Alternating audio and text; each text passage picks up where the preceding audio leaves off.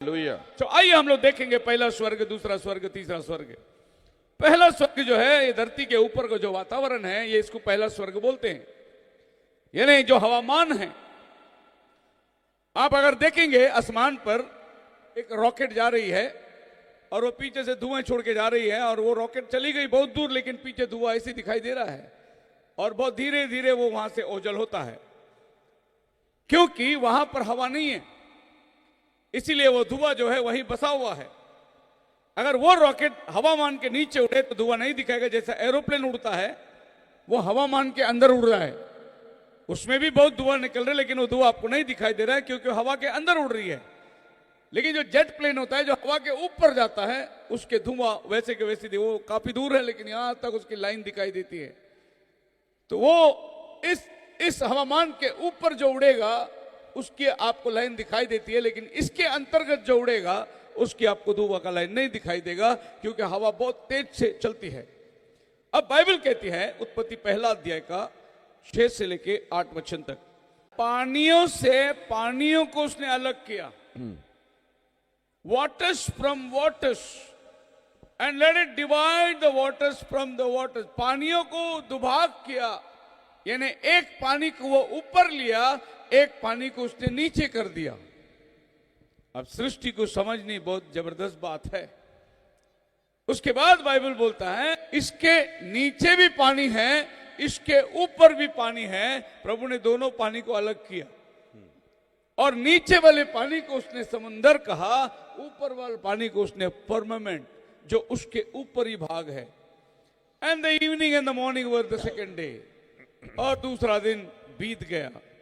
अब बाइबल हमें इस बात को दर्शाता है कि ये है वो पानी का लहर जो पहला आसमान के ऊपर है।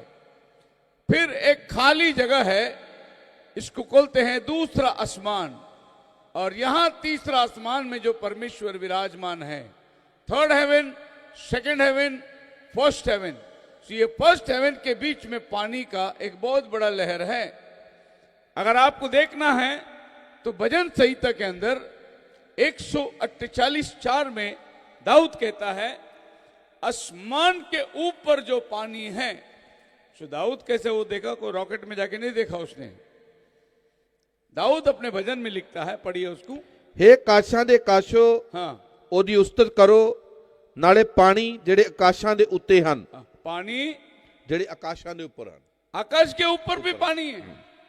अब डेविड इसको अलग करके दिखा रहा है कि पानी के ऊपर यानी आकाश में, ये आकाश वहां पर भी पानी है जिसको हम लोग दूसरा आकाश कहते हैं।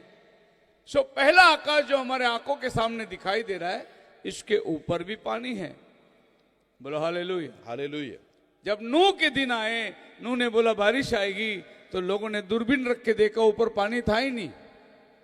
नबी कहता है कि उन दिनों में बड़े बड़े साइंटिस्ट लोग आए और नोहा को बोले तू झूठा आदमी है, क्योंकि हमने रॉकेट भेजा था, ऊपर कहीं भी पानी है ही नहीं। लेकिन उत्पत्ति में बाइबल कहती है कि ऊपर पानी है।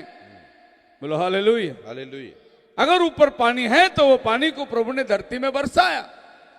अब ये समुंदर की पानी वो आपको पहाड़ की चोटी तक नहीं जा सकती, क्योंकि पहाड़ की चोटी को प्रभु ने डुबो दिया।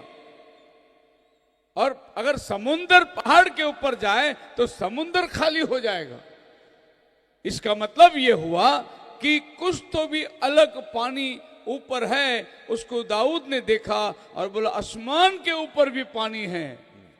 और जब नूह के दिनों में बारिश हुई तो क्या बोलता है बाइबल? प्रभु ने आसमान की खिड़कियों को खोल दिया और बारिश बरस के आ गई। यानी केवल बारिश अगर आएगी तो पहाड़ की चोटी नहीं डूबेगी, लेकिन प्रभु ने पूरी पृथ्वी को डुबाने के लिए आसमान की खिड़कियां खोल दी। आमीन। इसका मतलब आसमान को खिड़की भी है। अगर खिड़की है तो फिर दरवाजा भी होना चाहिए। इसके लिए यीशु मसीह ने बोला मैं द्वार हूं। हालेलुया। स्वर्ग जाने का है तो मेरे द्वारा ही आप जा सकते हैं। फिर प्रभु यीशु मसीह कहता है कि अब अधोलोक की कुंजियां मेरे पास हैं। अगर कुंजियां हैं तो ताला भी है। ताला के बगैर चाबी कैसी बनेगी? फिर अगर यीशु कहता है आज ये कावी मेरे पास है तो पहले किसी और के पास था। सो बाइबल के हर वचन एक रहस्यमय बातों को खोलती है। सो हम आगे जाएंगे।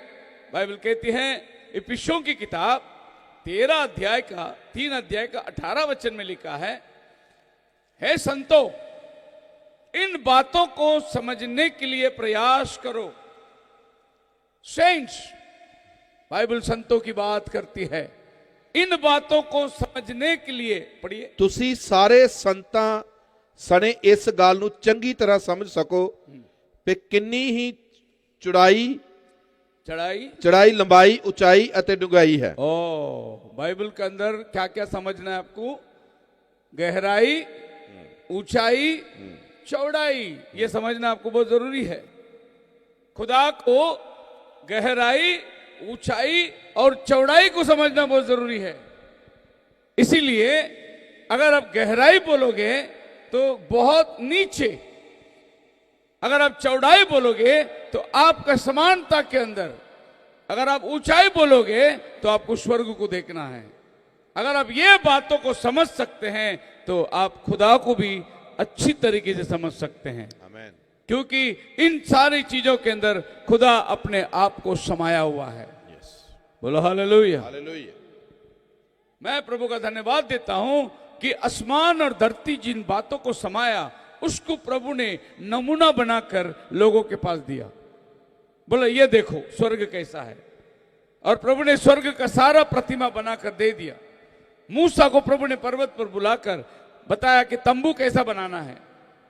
इसका मतलब स्वर्ग में वो तंबू जो है वही तंबू प्रभु ने धरती में बनाने बोला, लेकिन नमूना खुदावन खुद दिया। नोहा के पास प्रभु आया, बोला बोर्ड बना, नमूना खुदावन खुद दिया।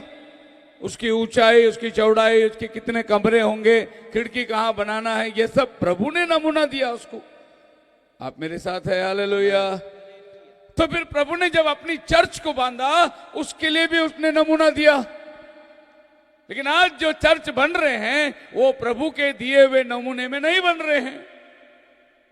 बोलो हालेलुया। हालेलुया। प्रभु ने बोला पश्चाताप करो, पाप की क्षमा के लिए प्रभु यीशु मसीह के नाम में बपतिस्मा लो, इस पत्थर पर मैं अपनी कलीसिया बांधूंगा। आज ये पत्थर पर, इस प्रकाशन पर कहां है कलीसिया? आप लोगों को प्रभु यीशु मसीह का नाम का प्रकाशन मिल गया, आपको कलीसिया का प्रतिमा मिल गई। नबी उदाहरण देता है, अगर कोई आदमी आपको एक ब्लूप्रिंट देकर विदेश चला गया काम के लिए, 2 साल के बाद आने वाला है, बोला मैं पैसे दूंगा, भेज के रखूंगा, मैं आने तक ये घर को तैयार करके रखना, और उसने एक ब्लूप्रिंट देख के चला गया। जब वो जाकर वापस आएगा तो वो ब्लूप्रिंट को देखेगा और अपना घर को देखेगा। अगर इसमें घर दरवाजा पूर्व में है तो घर में भी दरवाजा पूर्व में होना चाहिए। अगर ये खिड़की दाएं बाजू है तो वहां पर भी खिड़की दाएं बाजू होना चाहिए।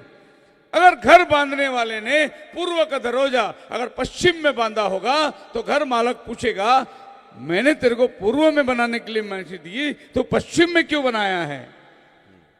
बिल्डर बोलेगा कि देखो यहाँ ऐसा है, वहां धूल मट्टी ज्यादा उड़ती होगी, वहां रास्ता आ रहा है, ये पीछे बाजू मैंने इसलिए बनाया कि यहाँ धूल मट्टी कम आएगी और आपको घर में भी आसान। इस तरीके से बिल्डर उसको एक्सप्लेन करेगा। लेकिन मालक बोलेगा पैसा मेरा, ब्लूप्रिंट मेरा, मेरे हिसाब से तो घर बनाना चाहिए था। वैसे ही आज के डिनोमिनेशन पास्टर लोग बोलेंगे कि 32-28 में आपने लिखा था पिता पुत्र पवित्र आत्मा, इसके लिए हम लोगों ने वैसा ही बपतिस्मा लिया। तो प्रभु बोलेगा मैंने तुमको पूरा ब्लूप्रिंट बना के दिया था ना, तुम प्रसिद्ध 38 में गया नहीं क्या? जिसको मैंने ब्लूप्रिंट दिया था उसने बपतिस्मा कैसा दिया? आमीन। बोलो हालेलुया। हालेलुया।